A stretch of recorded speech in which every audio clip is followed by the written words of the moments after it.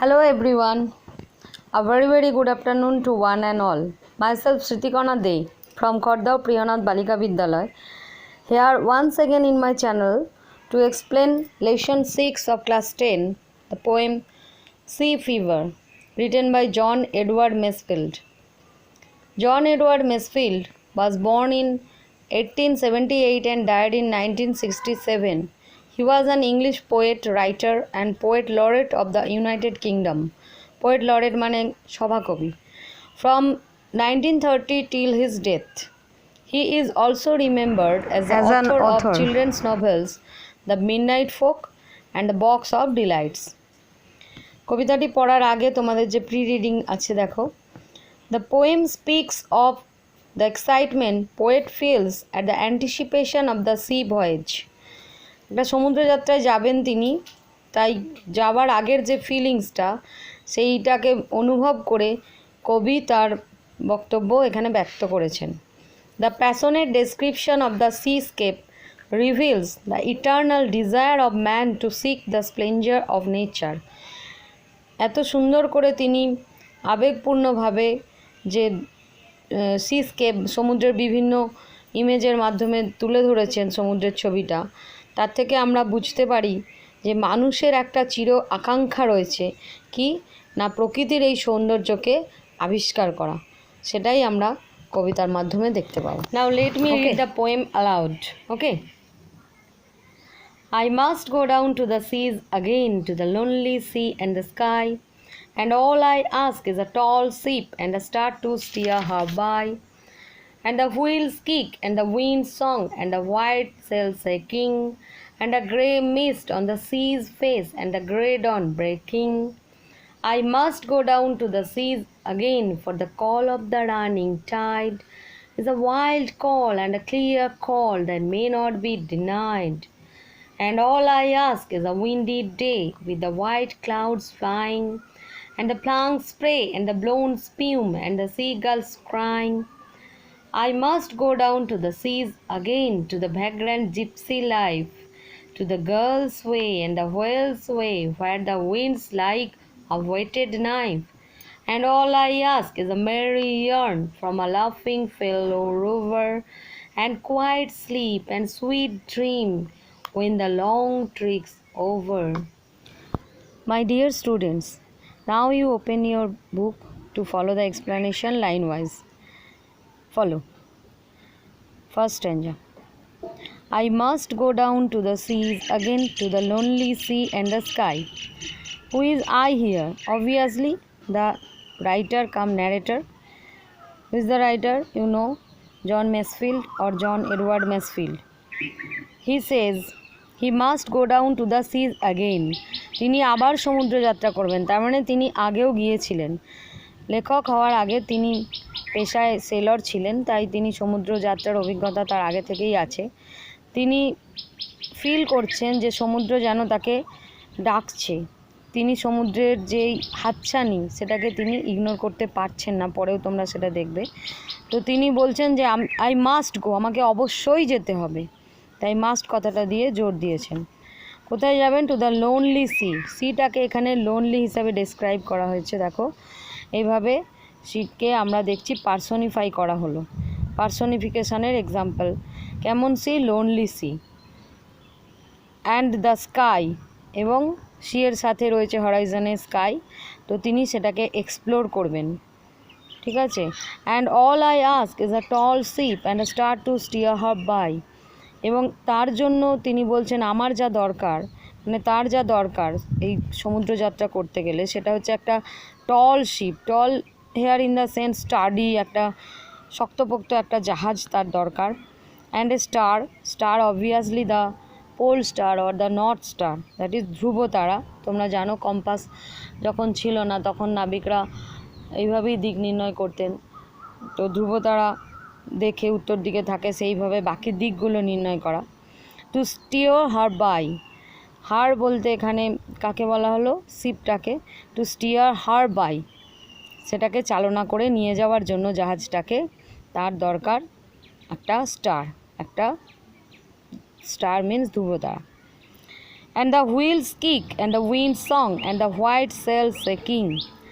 এর সাথেও তার আর যা যা দরকার পড়বে সেগুলো হলো হুইলস কিক, অর্থাৎ তিনি যখন চালাবেন জাহাজটা, যে হুইলটা, সেটা যেন একটা জার্কিং হয়, একটা ঝাঁকুনি হয়। সেটা কিভাবে হবে?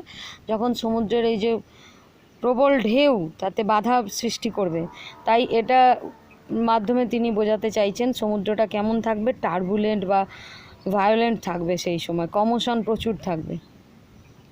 অ্যান্ড দ্য উইন্ড সং, বাতাসের গান, মেটাফর ইউজ করা হলো। দেখো বাতাস তো গান গায় না, তার মানে বাতাসের যে আওয়াজটা, শোঁ যে আওয়াজটা, সেইটাকেই বলছেন উইন্ড সং।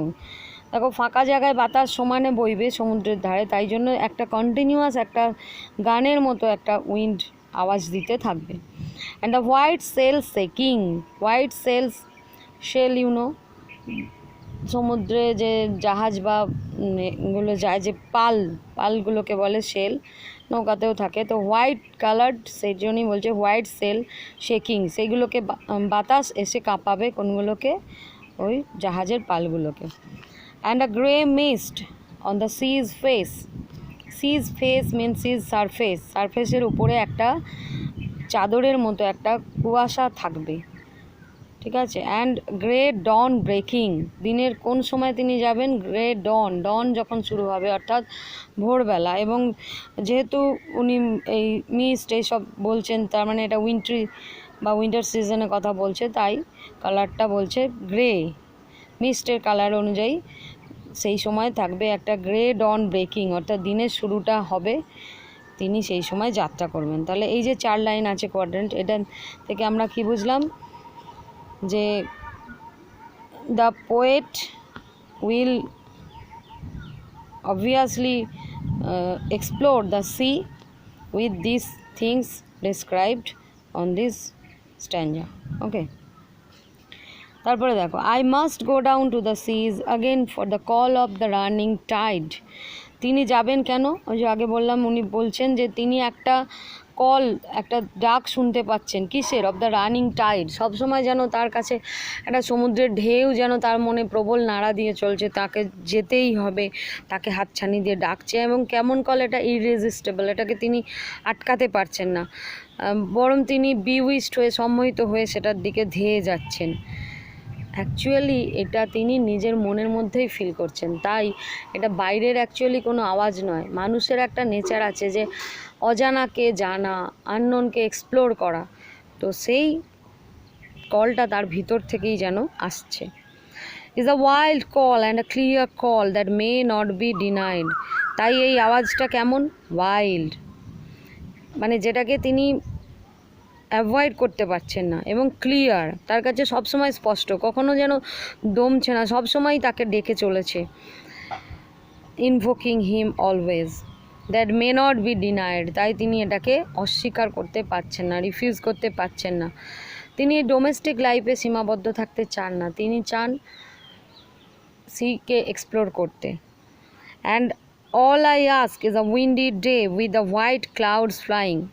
আর আমি যেটা চাই, মানে তিনি যেটা চান, যেদিন তিনি যাবেন সেই দিনটা থাকবে যেন উইন্ডি, অর্থাৎ বাতাসময়, অর্থাৎ বাতাস বইবে, আদারওয়াইজ সেল তুলে যাওয়াটা মুশকিল হবে, সেই জন্য। এবং বাতাস বয়ার ফলে কি হবে? ক্লাউডসগুলো flying here and there in the sky, white clouds in the sense the sky is clear, not stormy one. And the flung spray and the blown spume and the seagulls crying. আর কি কি image তিনি দেখতে পাচ্ছেন বা আমাদেরও চোখে ধরা পড়ছে? যে সমুদ্র যখন উত্তাল হয় তখন দেখবে ঢেউগুলো এসে আছড়ে পড়ে কোনো পাথরের ওপর বা বিচে, যেখানেই হোক, তো তখন সেইগুলো আছড়ে পড়ার পর জলকণাগুলো টুকরো টুকরো হয়ে ভেঙে যায়, তো সেটাকেই বলছে ফ্লাং স্প্রে, অ্যান্ড স্প্রে আকারে ছড়িয়ে পড়ছে। অ্যান্ড ব্লোন স্পিউম, এবং ফেনাটাও দেখবে অনেক দূর পর্যন্ত গড়িয়ে যায়, তাই সেটা বাতাসের দ্বারা বইছে, সেই স্পিউমটাও বা ফেনা ফোমসগুলো তিনি মাধ্যমে বুঝতে পারছেন, সমুদ্রটাকে ফিল করছেন, সেইগুলো তিনি দেখতে চান। And the seagulls crying, seagull you know, a kind of bird which you can find beside sea or ocean, সমুদ্রের ধারে দেখা যায় এবং সমুদ্রের উপরে, গভীর সমুদ্রে এদের উঠতে দেখা যায়। তো সিগাল চিৎকার করবে সেই আওয়াজটাও যেন তিনি শুনতে পাচ্ছেন। দেখো এইখানে তিনি আমাদের যে সেন্সগুলোকে তিনি উজ্জীবিত করেছেন, আমরা চোখ দিয়ে যেন দেখতে পাচ্ছি, ঠিক আছে, ভিজুয়াল সেন্স, অলফ্যাক্টরি সেন্স, এবং এই যে ফ্লাং স্প্রে, এগুলোর টাচে আমরা যেন ফিল করতে পাচ্ছি। এইভাবে তিনি একটা ইমেজের মাধ্যমে আমাদের সামনে ফুটিয়ে তুলেছেন কিভাবে তিনি এই সমুদ্রের হাতছানিটাকে ইগনোর করতে পারছেন না।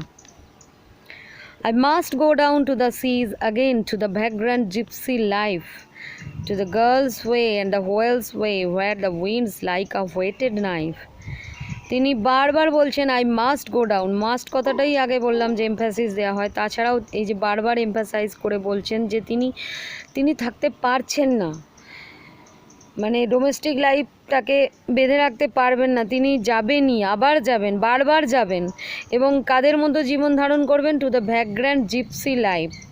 ভ্যাগ্র্যান্ট ছন্ন ছাড়া জীবন, নোম্যাডিক যারা যাযাবর, যারা জিপসি মানে হচ্ছে এশিয়ান নোম্যাডস, তারা যেমন তাদের কোনো নির্দিষ্ট ডেস্টিনেশন থাকে না, ঠিক সেরকম তোমরা ক্লাস 7-এ একটা পোয়েম পড়েছিলে ভ্যাগাবন্ড, তিনিও কিন্তু বাধা ধরা জীবন চান না। টু দ্য গার্লস ওয়ে, বরং তিনি চান স্বাধীনতা থাকবে তার জীবনে, যেমনভাবে গার্লস অর্থাৎ সি গার্লস, শঙ্খচিল, যার কথা আগের স্ট্যান্ডাতেও পড়লে। Gull's way and whale's way, whales you know, তিমি মাছ, blue whales or any other whales, তারা যেমন মাঝ সমুদ্রে থাকে, তারা যেমন নিজের ইচ্ছা মতো এদিক সেদিক ঘুরে বেড়াতে পারে, কবিও চান ঠিক তাদের মতোই ফ্রিডমটা রিলিজ করতে। Where the winds like a whetted knife, এবং এই মাঝ সমুদ্রে উইন্ডটা থাকবে কিসের মতো? ছুরির মতো গায়ে এসে, ছুরি যেমন গায়ে লাগলে কাটা লাগে, হ্যাঁ, সেরকম এই ঠান্ডাটাও যেন আমাদের গায়ে এসে লাগবে, এটা উনি বোঝাতে চাইছেন। তাই বললেন যে উইন্ডসটা হবে হোয়েটেড নাইফের মতো, লাইক দিয়ে বলা আছে, এটা এক সিমিলির উদাহরণ। And all I ask is a merry yarn from a laughing fellow rover, and quiet sleep and a sweet dream when the long trick's over.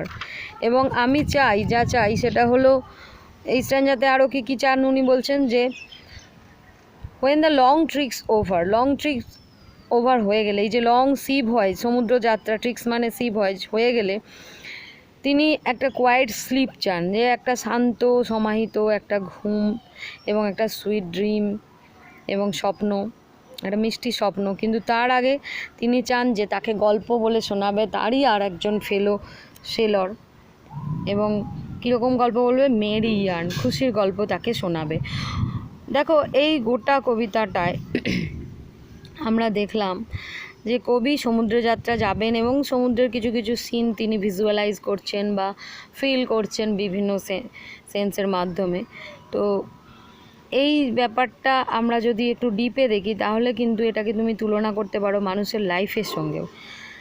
কিছু মানুষ যেমন বাধা ধরা জীবনে চলে, কিছু মানুষ কিন্তু অ্যাডভেঞ্চারাস, তারা সবসময় অ্যাডভেঞ্চার খুঁজে বেড়ায়। ঠিক আমাদের জীবনেও সমুদ্রের মতো উত্থাল পাতাল যেমন আছে, আমাদের জীবনেও সেরকম সরো আছে, আমাদের জীবনেও হ্যাপিনেস আছে, তার মধ্য দিয়েই আমাদের যেতে হয়। সমুদ্র যাত্রা করতে গেলে আমাদের যেমন দেখো একটা গাইড লাগে, স্টার লাগে, ঠিক আমাদের জীবনেও আমরা গাইড বিভিন্নভাবে ফলো করে যাই, সে পেরেন্টস হোক, টিচার্স হোক বা ওয়েল উইসার্স যেই বা হোক। আবার দেখো আমরা যেমন চাই যে ভালো দিকটা ভালো, মানে সব কিছু ঠিকঠাক হোক, ঠিক আছে, আবার আমরা চাই যে দুঃখের মাধ্যমেও আমরা কিন্তু সেটাকে ওভারকাম করে একটা কালমিনেশন বা সীমায় এসে পৌঁছাতে চাই। ঠিক কবিও চাইছেন যে এই আপ অ্যান্ড ডাউনসের মাধ্যমে তিনি অবশেষে একটা ইটার্নাল রেস্ট চান, একটা মানে এখানে ইন দ্য সেন্স ডেথও বলতে পারো, কোয়াইট স্লিপ যদি ব্রডার সেন্সে যায় তাহলে এটা একটা মৃত্যুর কথা বলছেন। যে আমাদের এই জীবনের উত্থাল পাতালের পর আমরা যেভাবে স্ট্রাগল করি লাইফটাকে, তারপরে কিন্তু একটা চরম সুখের দিন আসে, সেটা হচ্ছে আমাদের মৃত্যু। তার আগে পর্যন্ত কিন্তু আমাদের এই অ্যাডভেঞ্চারের মতো জীবনটাকে ফেস করতে হয় এবং সেইভাবে আমাদের নিজেদেরকে আপডেট করে চলতে হয়। আশা করি তোমরা বুঝেছো কবিতাটা। তো এবার দেখো আমি টাইটেলটা সম্পর্কে কিছু বলি, যে সি ফিভার। এই কবিতায় আমরা যেটা দেখলাম সেটা আমরা দেখলাম যে কবির যে প্রচণ্ড ইচ্ছা সমুদ্রে যাবার, এই যে প্রচণ্ড যে ইনক্লাইনেশন, সেটাকেই তিনি তার অবসেশনটা একটা ফিভারের মতো কাজ করছে। আমরা যখন কোনো কিছু খুব খুব খুব করে পেতে চাই তখন আমাদের মধ্যে সেটার সম্পর্কে একটা অবসেশন তৈরি হয়, তো সেটা আমাদের মনে হয় যেন ফিভার হয়ে যায়। তো সেই সেন্সে এটাকে বলা হলো sea fever, that is his deep cherish to go to the sea, to adventure, to travel. Okay, আর এই কবিতাটায় রাইম স্কিম নিয়ে যদি বলি, দেখো স্কাই বাই একই মিল আছে, তাহলে স্কাইটাকে যদি এ ধরি তাহলে তারপরের লাইন এ, শেকিং বি তাহলে breaking B, A A B B, তারপরে tide C, denied C, C C D D, and next দেখো E E A F, E E F F. তো এইভাবেই কবিতাটা যেমনভাবে আমি লাউড রিডিংয়ে পড়েছি, এইভাবে তোমরা ছন্দযুক্ত কবিতা বলে এইভাবে সুন্দর করে পড়তে পারো। আর এরপরেও যদি কোথাও বুঝতে অসুবিধে থাকে তাহলে কমেন্ট করো।